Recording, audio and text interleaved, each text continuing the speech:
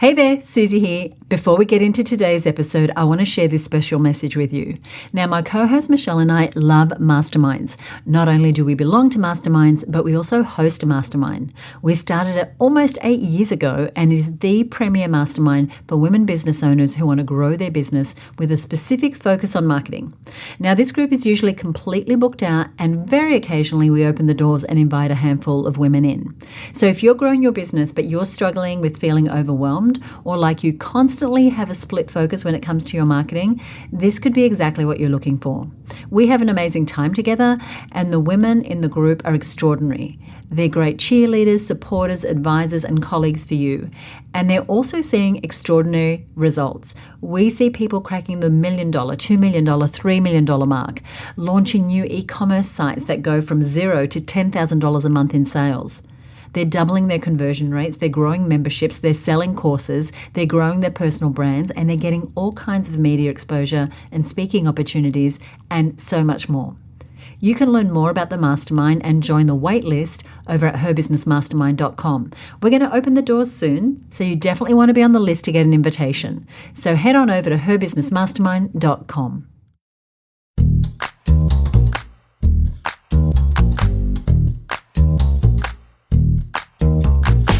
Hi, you're listening to the Content Sells Podcast, the show all about how to create content to attract, convert, and keep your ideal clients. Welcome to episode 204. I'm Susie Daphnis. Here with me is my co-host, Michelle Falzon. Hey, Michelle, how are you? Hey, Susie. I am doing really, really well as we record this. I've just come off a massive week doing client strategy days, presenting and creating 3 days of live training in the US on a completely different time zone to me, and creating an end-to-end marketing campaign, among other things. So I am a little bit tired, but overall, really happy to be done and happy that it all went well. That is a lot to squeeze into a month, let alone a week. So congratulations. And it must be the time for it, because it's been a big week over here too, with lots of awesome things happening inside the Her Business community, including a lot of planning and preparing for 2022. And even though we're well into the year now, I just find that the more we get ahead of our plans and have that planning culture, the easier it's going to be for me and the whole team to really manage some of those bigger marketing promotions in a way that we feel ready, and we're not sort of tripping over ourselves at the last minute trying to get things done. So that's where we're at. Yes, on that front foot rather than the back foot. Indeed. And you said 2022, but I'm pretty sure you mean 2023, right? Yeah, just still coming into the year, still arriving. I know. The year takes off and gets racing, and it's like, you can't kind of believe how quickly you can get well into the year. But look, that is awesome, and it sounds like there's been a lot of doing for both of us. And Susie, that really leads us into what we want to talk about on today's show. It absolutely does, because today we're looking at something that we see happen a lot to business owners, especially when you're moving into new territory. For example, if you've never done a webinar before, or you've never paid for traffic before, or you're launching a new product or service that's different to anything you've done before. And that is that we often overthink and underdo. And there can be a lot of risks or perils with this sort of approach, because new territory, while full of potential and opportunity, can also become a big hole we can get stuck in when we overthink things to the point where we aren't taking enough action.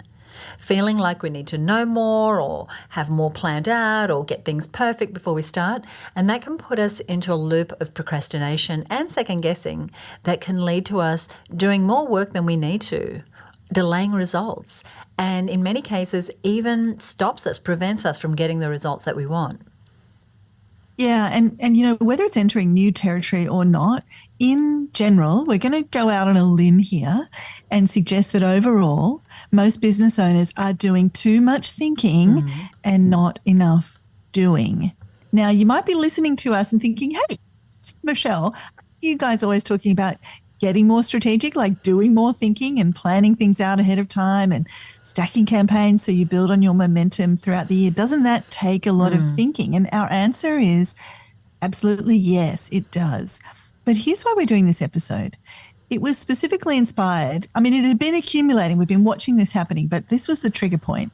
It was inspired by a conversation with someone who is spending 70 hours a week working in her business, but she's not making any money. And we see this a lot. It was kind of, Susie, wasn't it? It was the straw that kind of broke the camel's back. You know, it was like, this ain't good. That's not the way to run a business that you love and to create a life that you love. And I know that's Susie's mission at her business, and it's something I feel really strongly about as well. So while we do have lots of shows talking about getting strategic and doing that important thinking work, which we are still saying is really important, we wanted to be super clear that we're not talking about over-investing in the thinking part. We're talking about doing just enough thinking balanced with a lot more action. I love the clarification there. And while we're clarifying what we mean and why we're talking about this subject today at all, I can imagine that you might be thinking, well, I'm already so busy. Sure feels like a lot of doing going on in my world, and we get it. And there are a lot of things that we need to do in our business. Hey, I've been that 70-hour-a-week person, and I still am some weeks, right? Because we're doing accounts and finances and managing team members and compliance and developing products and services and, you know, managing premises if you're a brick and mortar business, or managing your website or your technology. There's already a lot that you are doing. What we're talking about is a specific type of overthinking that feels like you're doing, but it's not. So let me give you an example, because maybe you can relate to the person we mentioned earlier who's putting a ton of time and energy but not getting the outcomes that she wants. So 70 hours a week is a hefty work week. And like I said, I've been there. I'm sure Michelle's been there. And, you know, still get there probably way too often. Last week, yes. So there's obviously a lot of stuff happening, you know, in that hefty work week. But here's what we know. Most of that stuff that feels like doing but is actually in the overthinking camp, here's what it looks like. It's when you're obsessing over every detail and excessively planning. Now, I love a good plan, as I mentioned earlier, and we're advocates of planning here on the show, but beware stepping so far into planning that it crosses over into procrastination and analysis paralysis, where you're just spinning your wheels. The other similar thing is overstudying, feeling like, oh, if I just learn one more thing, like feeling like you don't know enough to take action, so you just have to do one more course and listen to one more podcast or download one more ebook or read one more book before you can take that first step. And again, you know, we love courses. Like, we want to be really clear here. We love courses. We love books. Obviously, we love podcasts. And you do need to keep learning, but not at the expense of doing, which is really the point we're trying to make here. And this can often happen, this overstudying, overcompensating, feeling like we're not enough. And I think that there's this sense I've got to know all the things before I can take action. And studies actually show this is quite a female response. You know, men will respond to job ads that if they have 6 of the 10 qualifications. Women won't respond to that job ad even if they have 9 of the 10 qualifications. So it's kind of inbuilt into us, especially as women business owners, to overcompensate, overstudy, over-prepare. And so this feeling I've got to know more to be able to take action. And it's really about just knowing enough. And, you know, Susie, I know you've probably heard me say this, and it's an expression that's all around, but I find these words coming out of my mouth a lot, which is, okay, right now I know enough to be dangerous. Let me at it. I love it.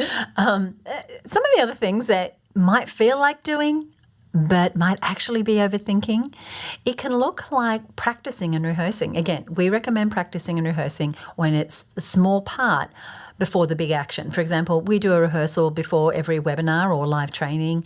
We're on 30 minutes before, we're testing sound, we're finalising details and timing, etc. But it's a small part before the big action of actually running the training or the event. You don't want to get stuck in the rut of feeling like, I'm not good enough yet. I just need to practice a little bit more before I can share this information that the world really needs. Susie, you're just making me think about something that's really fresh in my mind right now. Like, literally, my son's just come home from a party, actually. And so I don't know, did I tell you he's in a band? He started a band. Yeah. So he's in this band, and they got their first gig, a friend's birthday party on Saturday night. And he and his mates who are in the band, they came over to our house. We have a garage band, a truly literal garage band. And, you know, they just learned 8 songs. It's not even like a full night's, I don't know how many songs are in a full night's concert, but they just figured out we're going to start with 8 songs and we're just going to practice those songs, get them as well as we can get them. And then we're going to go and they're going to do their first gig. And that big action propelled his band forward so much more than waiting until they had a full set and could play perfectly. I love that. So, you know, he's on a flight. He's on a high. He's floating about 10 feet off the ground, you know, and so it was better to proceed with 8 songs and take advantage of that opportunity and kind of jump through that window of opportunity than to say, well, no, we don't have a full set. And now what he's learned, the things he was just telling me before we went onto the recording, he's learned so much about performance and structuring songs so that there's this kind of mood and flow on the night and how to respond, even things like keeping cool. He got really hot up there and what to wear. And like he'd learned so much by just jumping in with what he had, even though they weren't fully rehearsed, they didn't have all the pieces. And, you know, a lot of that is not only about what they learned, but in doing that process, it also kind of changed who they're becoming as a result. Like I can see he's kind of inherently changed by this one experience. I just love that story. And I love that this is enough. Let's just go. Because you can't but learn, right? When you're out there. And there's an old saying, it's really hard to steer a parked car. And if you're a parked car, it's really hard to make forward progress. And so you just want to be, like Michelle said, know enough to be dangerous. Know 8 songs. That's it. We're going. First gig. Down. Celebrate that. Now let's figure out what is the right syntax? What is going to be the right clothing? What is going to be, you know, do we need really 10 songs? You know, what does it mean? So I love that experience. Another thing that can look like doing, I know we're giving you a lot of things, but we really want you to identify if you're doing some of these things. Another thing that can look like doing but is actually overthinking, it's talking and seeking advice. Now, you're going to say, hang on a minute, Susie.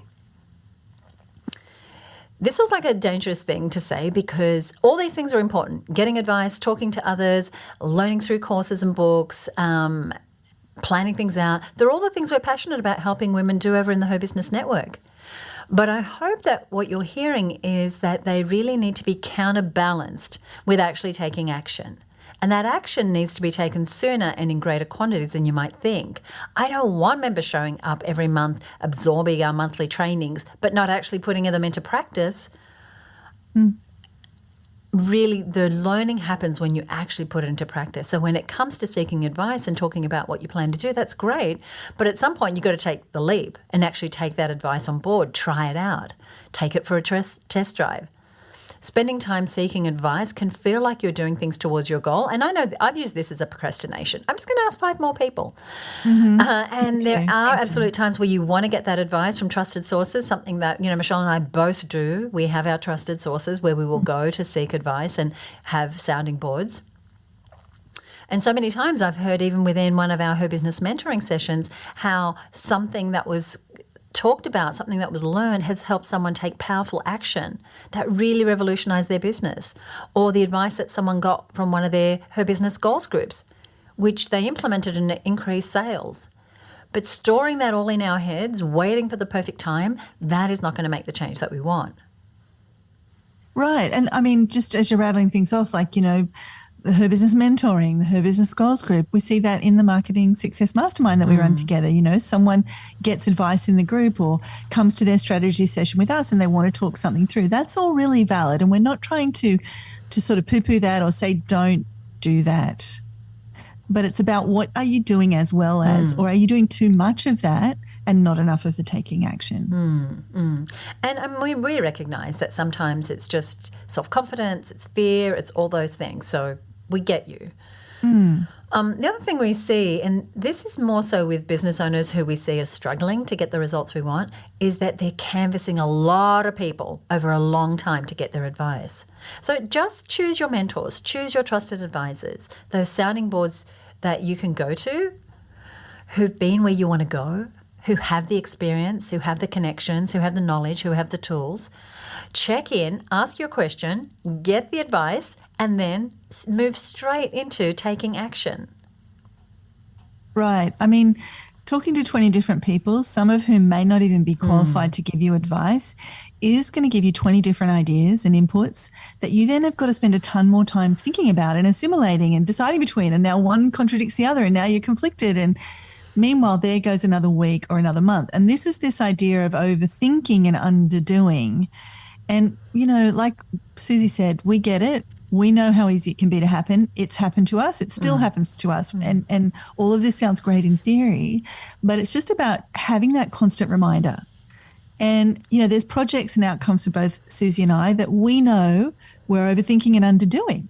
But I feel like over the years, we've both cultivated very deliberately that balance between doing enough thinking that we're strategic, but also focusing on the actions that really matter and getting to those actions sooner in the process and taking even bigger action than we might feel comfortable with, whether that's adopting a new technology breakthrough, whether it's speaking on that bigger stage or launching that new product or sharing that more vulnerable story. And the most successful business owners we know are also deeply committed to taking consistent, bold action that is strategic, but that's not bogged down in needing to know everything before they start. Let me let you in on something. Nobody knows everything before they start. Susie does not have it all figured out before she starts. I definitely do not have it all figured out before I start. A lot of the people you might be admiring in your industry or out there in the world do not have it all figured out. But the bit they've got figured out is the taking the action bit, even maybe before they're fully ready, even before they've got all the pieces, you know, perfectly lined up. It's a lot like learning to drive a car or to learn a new musical instrument. You know, you can watch others. So I can watch, you know, my mum drive a car from the passenger seat. That's useful information. And I could stand outside the car with her and she could give me some instruction. This is a steering wheel. You've got to put your foot on the brake to make it stop. But the real progress happens when I actually get in. I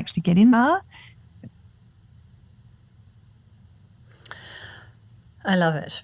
I find it interesting that your mum's teaching you how to drive. Oh, yeah. Well, my dad did too. Both my parents taught me how to drive. Did they I both? learned two very... Oh, my gosh. Two very different ways of driving? Yes. My dad taught me all he kept saying was be a defensive driver. Oh. Yes. And my mum, interestingly, was a little more kind of, you know, progressive with the way she taught me how to drive. Not aggressive, progressive. I love it. I was like, oh, my gosh, what a story to tell. I mean, because I learned to drive so long ago. I was like, oh, my gosh, that's a long time ago. Anyway. Yeah. Well, same here. It was back when they, you know, just after the horse and cart had been phased out. The wheel. They invented the wheel and we could drive. Oh, gosh. But that analysis paralysis is real. And it's not meant to be a criticism of anybody, and we all experience this. I have a project, the project that shall not be named, that I've been overthinking and underdoing for about 2 years. So I totally get it. We've all got them. Yeah. A great question, however, that we can ask ourselves to help avoid falling into this sinkhole of analysing and going round and round in circles, asking for advice and learning just one more thing and all the other things that can keep us from the main actions we just need to take in our business. It actually comes from the author James Clear. He said this. He asked this question: does the amount of attention I'm giving this match its importance? That is such an important question. Does the amount of attention I'm giving this match its importance? So if you're fussing around making sure that the Canva image is perfect down to the last pixel, or every word in that blog post is perfectly formatted, you might be focusing on what is not important. It's probably more important that that piece of content is out there in the world, bringing you leads, bringing you results. By the way, James Clear is the author of a book called Atomic Habits. It's about how to make small changes that'll transform your habits and deliver amazing results. And I really recommend that you take a read. It was one of our book club books inside the Her Business Network, and its lessons are quite suited to the conversation that we're having here today, because developing a new habit where you're not overthinking and underdoing is something that his strategies would certainly help with. Yeah, and you know, you were saying, Susie, like this isn't meant to be Susie and I kind of saying, we don't do this and you shouldn't do this either. I mean, it is a habit that I know personally I've had to cultivate and keep cultivating. And every time I level up, there's stuff that I overthink and underdo. And I've got my fair share of those projects in the cupboard, Susie, too, that I'm, overthinking and underdoing. But it is a kind of a stance. You can get more experience at picking up when you're doing that. And I think over the years I've got a little better at that. Still not great. I can still find myself way down the overthinking road before I even realize it. But it is a habit. I agree with you. And jumping into action before you maybe even feel 100% ready is so powerful. Once you actually try that habit and you kind of practice it, it's kind of liberating and magic follows. So I want to talk about a phenomenon that I have noticed over the past decade, creating and presenting trainings to literally tens of thousands of people all around the world, and not just one-off talks, but like actual deep dive, multi-week or multi-day trainings focused on helping people get big outcomes, like creating courses and quizzes and business plans and traffic strategies. And Susie, one big thing I noticed is that early in the process, like on day one or week one, the questions people are asking are, like, for want of a better word, naive, like, which is normal. It's to be expected. They're on a training program to learn something they don't already know about. But this is what I find so fascinating. In many ways, those questions are often, like, a friend of mine was joking the other day. He said sometimes it's like, if somebody's trying to learn about marketing, for example, they might ask a question early on the journey, which is like, well, what happens if I make so much money with my marketing? Where am I going to park my private jet? And that is a problem. That is a question that is so irrelevant and so naive in many ways. And it's such a sidetrack, a distraction. They kind of, when you don't know the full story, we can be worried about things that don't matter. And I count myself in that group. And it can soak up our brain energy on stuff that's just not relevant. And so knowing this, isn't that a great thing to know? That actually before we've done too much, before we've actually got in and had a bit of a practice and had a bit of a go around, a lot of the questions that we're going to seek to resolve the answers to are probably not even the right questions. And we can waste a ton of time and energy there. So once we get, and this is from a training design perspective as somebody who's on the thinking about helping people kind of make progress, one of the things that I do is try and build a lot of doing in right from the get-go and all the way through. And once we get them doing activities, here's what happens. The quality of their questions goes up. They're no longer worried about tangents. They're able to focus on the real things that will help them increase their real skill. And like that driving analogy I was sharing with my mum and dad teaching me to drive, instead of 20 theoretical questions, like, I can't even think of what might be something weird. Like, what happens if I'm coming up a hill and the sun comes in at a 45-degree angle through that little crack in the windshield and puts a glint in my eye and I'm temporarily blinded for half a second? You know what I mean? Like, it's such a non-core question. I can ask really, really important questions like, hey, when I come into a corner, am I better to accelerate coming into the corner or coming out of the corner? Like, that is a more nuanced, sophisticated, real-world question that's really going to improve my skills. And that's what getting into action sooner does for you in everything you do. Yes, until you've accelerated or decelerated into a corner, you don't know that is a better question necessarily. But once you start doing it imperfectly at first, then you can start to ask better questions.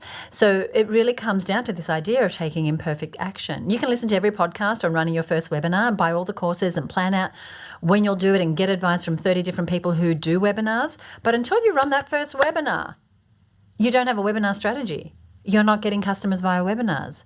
Now, will that first webinar be terrible? Maybe. Will there be a tech glitch because it's all new to you? Yes, I see it every week.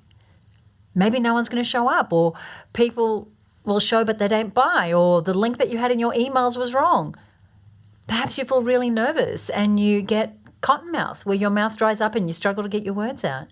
And here's what I want to say about that. That is awesome. That first imperfect webinar is more of a doorway into your webinar strategy than waiting weeks or months to make it perfect. You cannot. Many times this kind of imperfect action can get framed as a failure. Nobody showed, or nobody bought anything, or the tech fell over, or I was terrible. And then we think, oh, I'm not cut out for webinars, or webinars don't work. I've heard that before. Once or twice.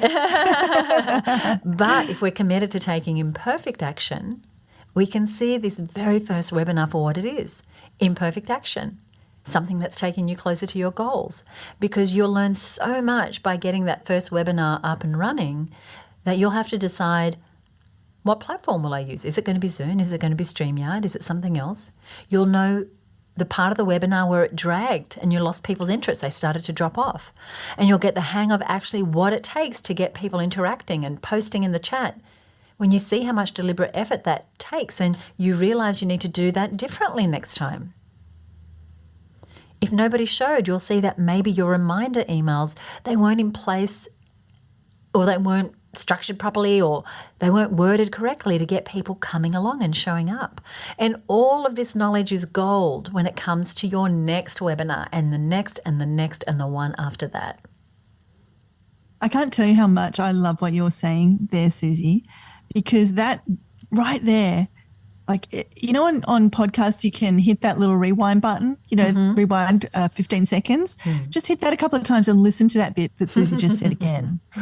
Because, you know, we put so much pressure on ourselves to make it perfect. What if we just let go of that? What if we just let go of that idea and saw, yep, it's going to be imperfect, I'm going to make mistakes, and that's all normal, but it's moving me forward. And we could really, truly be okay with that. And it really comes down to this idea of grit, taking that action, even if it's imperfect, even if you've got to kind of feel that pain of feeling embarrassed because 2 people turned up, or even if you've got to suffer through the cotton mouth and I can't get my words out because my mouth is so dry kind of thing. Like, that's uncomfortable, right? But that's the grit we're talking about, because you can build from there. You're giving yourself something you can build on. And Susie, I have a colleague who did 17 webinars before anybody bought a single thing from her. And you can be like, it's just mind blowing, isn't it? I don't think I'd have that much grit. That's a lot of grit. Yeah, but she knew the game she was playing. She was taking imperfect action, and every single time she learned something else or several things else, and she just incrementally got better and better and better. And here's what happened. So first of all, the first few, they were pretty terrible. She will tell you that right out of the gate. And she did. She had all the things you said. Tech went wrong. She forgot to put the link in. She didn't know. She got nervous when she made the offer, or everything. But she was taking that kind of action. Like, she wasn't overthinking and underdoing. She was doing just enough thinking and then taking big action, stepping out and making the leap. And each time, that stance of just taking the action and not getting sucked into the vortex of overthinking everything and overanalyzing and feeling bad about every little thing that went wrong was moving her closer and closer to her goal. And then she got a sale. Yay! On webinar 18, she got a sale. Wow. And then she got another one. Then she figured out a few more things, all by taking this imperfect action. And then she got a bunch of sales. Then she added another high-priced offer after people bought on the webinar, and she increased her average order value by a lot. Now, these days, when she runs a webinar, she has great show-up rates. She nails the webinar. Lots of people buy. And guess what? She has got a $1 million business. But it took imperfect action to get there. At some point, she had to stop overthinking it, stop over-worrying, stop over-analyzing, and just get it going. I love it. It's like when that match lit, you know, she'd been striking for a while, and she just stayed with it. But when that match lit, now she's got the $1 million business. But she had to keep taking action. And she could have dropped out at any point there and said webinars don't work. Yeah, webinars don't work. I've done 17. They don't work. Look, I've tried 17 times and it didn't work. And then it worked because it's working out there in the world. She had to figure out how to make it work for herself. And she did that by taking that imperfect action again and again and again. And I think about that, Michelle, with Facebook Lives. You remember when Facebook Lives first came about. It's a few years ago now, but you and I were talking about doing one, and we'd watched our friends and colleagues do them, but we still hadn't taken that first imperfect action ourselves.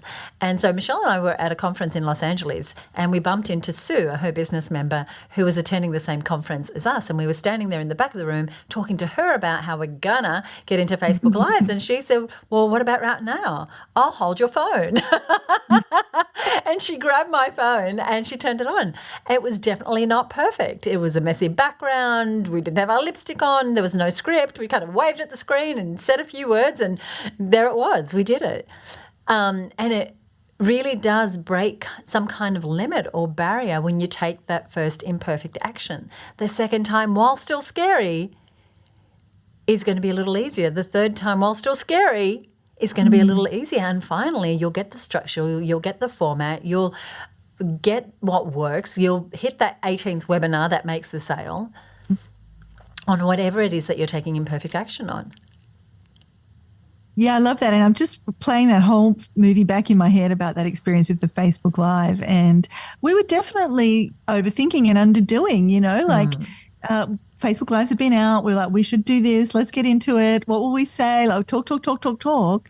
And then it just took that kind of pattern interrupt there to say, well, just pick up your phone and push record, girls. And I also agree completely with what you said about some kind of limit or barrier gets broken when you just take that first action. It's like ripping the plastic off or something.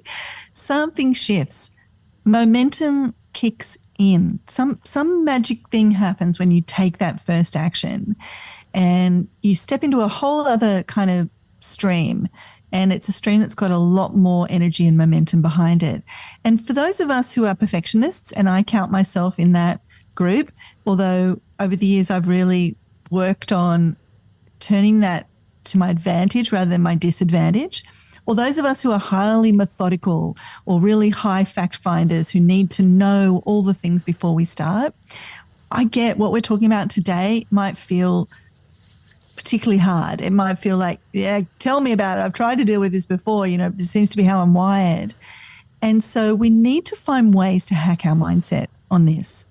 Because chances are the idea of taking imperfect action, if you're a perfectionist or you're somebody who's super methodical or you've got very high standards or any of the labels that you might be putting on yourself, chances are this idea of taking imperfect action goes against every fiber of your being. It's like the discomfort level might be rising as we talk.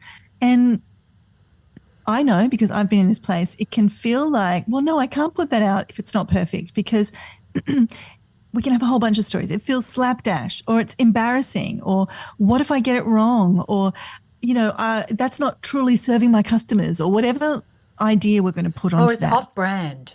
Yes. Yeah.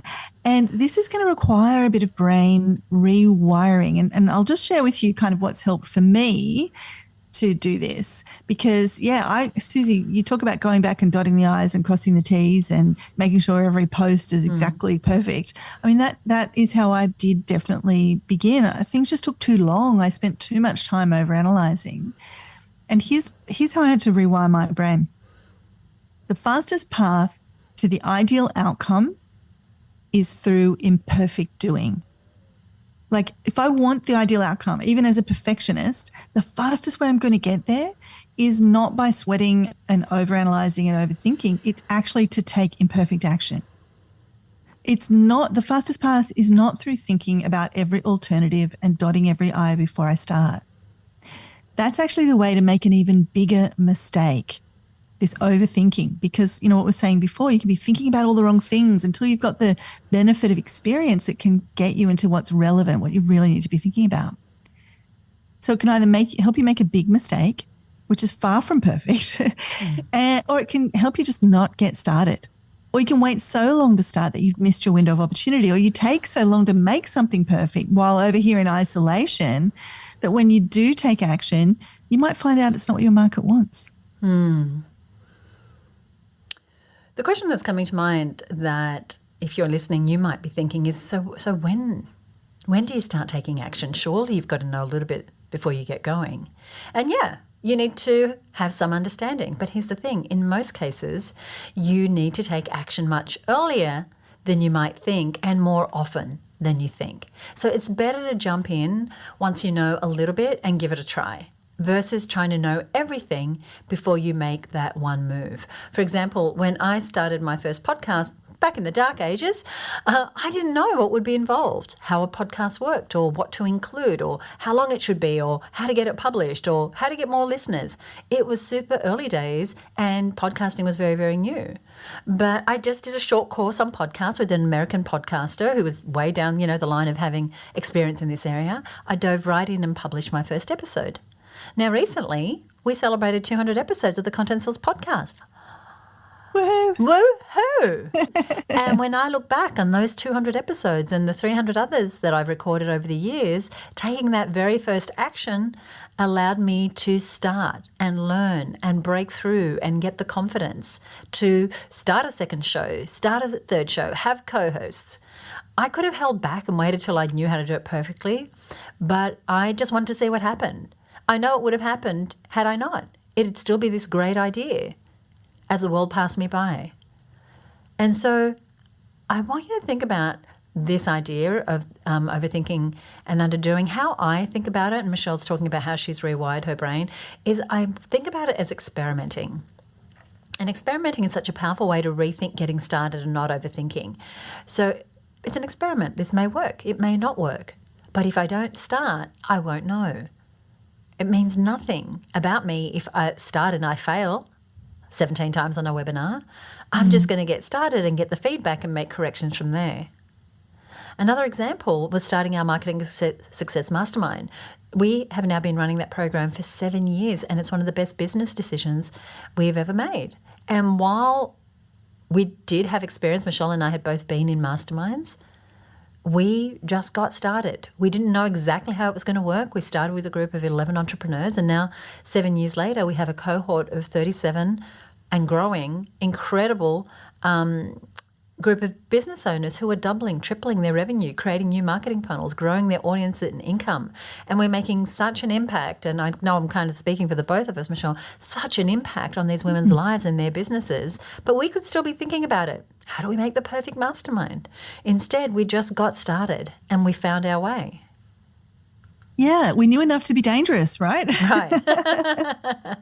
And as you're saying that, I mean, even the way we launched that mastermind was, as you're saying, an experiment. We said, we're thinking of starting a mastermind. If we get enough people that are interested, we'll give it a go. And even in those first couple of years, it was just this idea of, does this work? Do we like it? Will we keep doing it? And of course, very early on, we realized, oh my God, we love this. And how powerful is this format? And everybody's getting amazing results. And like you said, it's truly a wonderful, wonderful thing that is now such a key piece of our process. So yeah, I love what you're saying about experimentation. And I think those two things together, the thing I was talking about before about like rewiring your brain around actually the way to help people or the way for you to get to your ideal outcome is through imperfection. And combine that with this idea of experimenting. And I think it's a really good combination because like if we hadn't have done that mastermind, or Susie, you hadn't have done that very first podcast that set all of your other podcasts in motion, including this one, all the people we might have helped, all the outcomes that we've been able to generate as a result of that would never have actually happened. It all comes from that imperfect experiment. And there really is a learning, doing balance.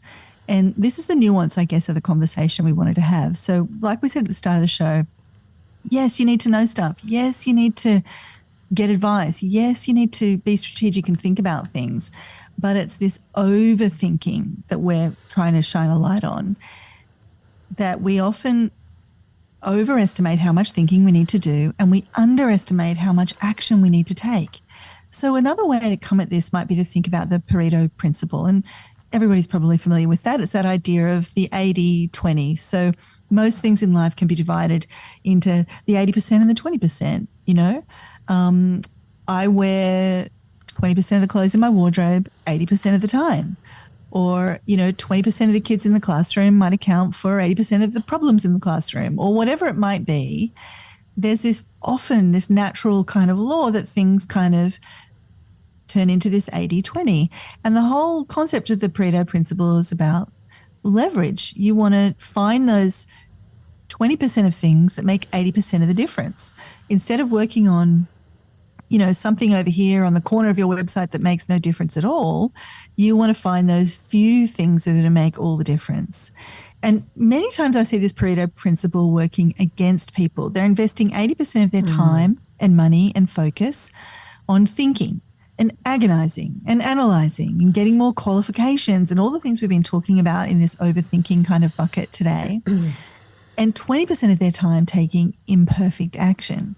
Whereas highly likely a lot of that 80% of overthinking and overanalyzing and overlearning sort of may feel like action, but it's not really moving you actually forward. So I suggest a reversal of that. I suggest 20% really powerful planning, asking that handful or that one trusted advisor for their viewpoint on something, taking that one training that you've pinpointed from that one mentor has already got that result versus piecing it together from free videos online and bits and bobs you've downloaded here and there where you're getting little splinters of pieces of insight from people.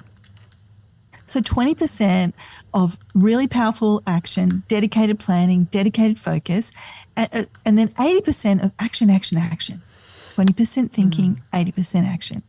Then you might need to do a bit more thinking, a bit more learning, a bit more reviewing of that imperfect action, then tweaking and going again, running that 20-80, thinking 20%, 80% doing over and over again.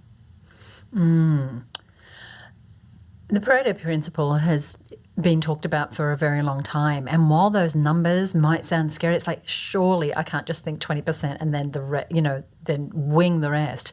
But really, really take this idea and just try it out. Earlier I quoted James Clear and I said, does the amount of attention I'm giving this match its importance? And I was just reflecting on that and to what Michelle was talking about, does the amount of action I'm taking on this particular thing in my business match the importance that this thing has to my business? Because if you're overthinking on the areas that are going to move the needle most in your business, then they're the ones that you want to tackle first. They're the ones that you want to go, okay, I'm flipping this percentage out.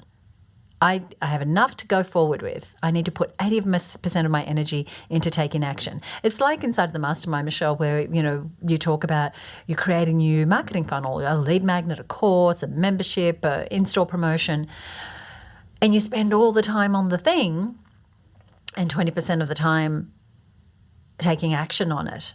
And it has to be this other way around. Once you've created the course, then 80% of the time needs to be on promoting that course. Sort of diving into a different topic here. But it's a similar sort of thing, is that overthinking and underdoing. And so when it comes to marketing your products and services, taking action on the marketing is more important than necessarily what you've even created. Because if you're sitting there with this great course or program or whatever it is offer, but you are not taking action on it because you're overthinking, how am I going to do this and what if it works and what if it doesn't? It's never going to get out there into the world. So how can you shift into this more action-oriented approach?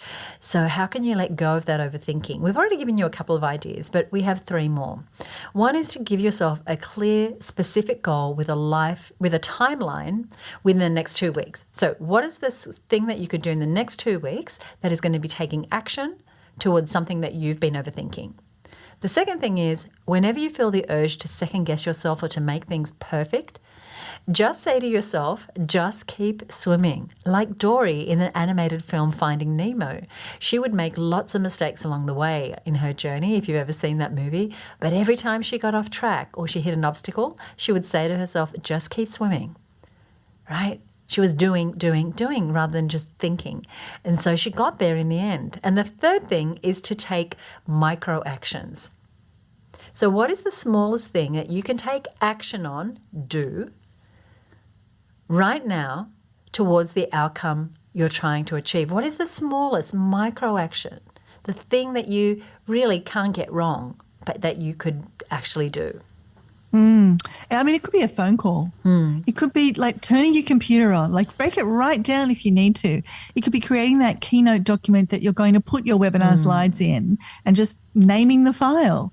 And it's this idea of don't let the overthinking crowd in. Just get into some action and And if you make that action quite small, then that is kind of another hack. It's something you can do. Well, anybody can turn their computer on. Yeah, I know how to make a Keynote document. I'll create that document and name the document. For me, one of the big things when I'm overthinking, and I do a lot of my writing in Google Docs, and so whether I'm writing an email sequence or I'm beginning a training design, or most of my creative projects start off in a Google Doc. And so I know for me that micro action that you're speaking about, Susie, is creating the Google Doc. Yes. Just starting. And then the next step flows from there, and the next step, and then I'm into some momentum from there.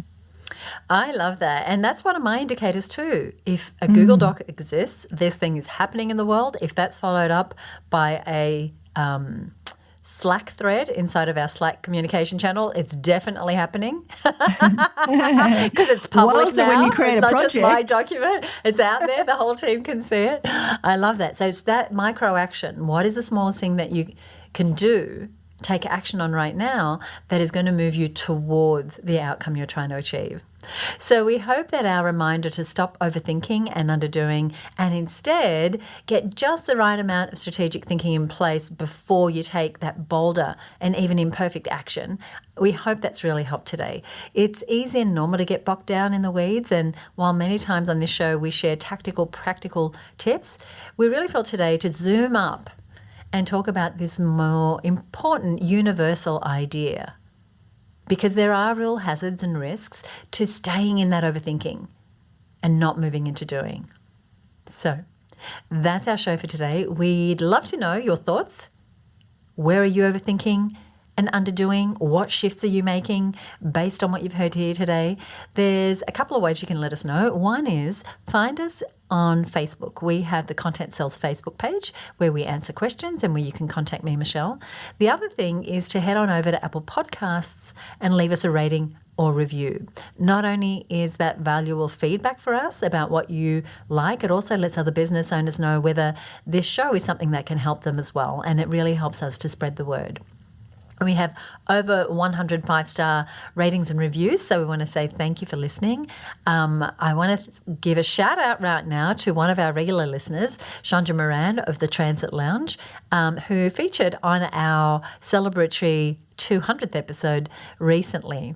So this was a thread inside of our members group, and someone had asked about the name of this show, and another member piped in and said, oh, you can find the podcast at contentsalespodcast.com. And Chandra piped in and said, Joanna, if you haven't already discovered the Content Sales podcast, I totally recommend that you check it out. Literally every episode has gold for women in business, super practical insights and tips delivered in a very real, down-to-earth way. I listened to another episode this morning and always get so many good nuggets. So Chandra from the Transit Lounge, she works with women who've had a successful career and now want to start their own profitable solo business. And she helps them do that through her private coaching and her online group, which is called Women in Transit. So Chandra, thank you for being a long-time listener. Thank you for joining us on episode 200 a couple of weeks back. And thank you so much for your endorsement of the show. We have mentioned a couple of resources and episodes on today's show, and we want to make it easy for you to access all those goodies. So anything we mentioned here on the show today can be found on today's show notes. And you'll find the show notes over on our website at herbusiness.com/overthinking. herbusiness.com/overthinking. All one word. Michelle, what have we got coming up in the next episode? We must be on a bit of a bender around these kind of bigger, higher concepts around sort of mindset and approach, because the next episode we're staying a little bit in this vein and we're talking about owning more space. Now, this is incredibly relevant to us as business owners, as people marketing, as people creating content, because marketing our business often means owning more space, being seen more, showing up in a bigger way, stating your value versus understating it, and so much more. And this is a conversation we've been having in our Marketing Success Mastermind that has we sort of tapped a really fascinating and very sort of powerful vein there. And it's absolutely led to some incredible breakthroughs for the women in that group. And so we thought, why don't we extend that conversation to the wider Content Cells listeners. So that's going to be the essence of that conversation in the next episode. It is such an important topic, and I cannot wait to have that conversation. Owning more space is one of my favourite things to talk about. And as you said, Michelle, it just has resonated so much with the masterminders that we want to share it with you as well. That's coming up in 2 weeks from now. If you don't already subscribe to the show, just go ahead and hit that subscribe button wherever you're listening, and we'll be back to you in 2 weeks' time. Michelle, anything you want to say before we go? Just at the end of this episode, as we think about the perils of overthinking and underdoing, a little challenge. Just think about what is one imperfect action you can take today. Seriously, don't think about it too much. Just what is that one thing you can do, and then just go do it. Go do it. Thank you for listening. We'll see you next time right here on the Content Source podcast. Bye for now.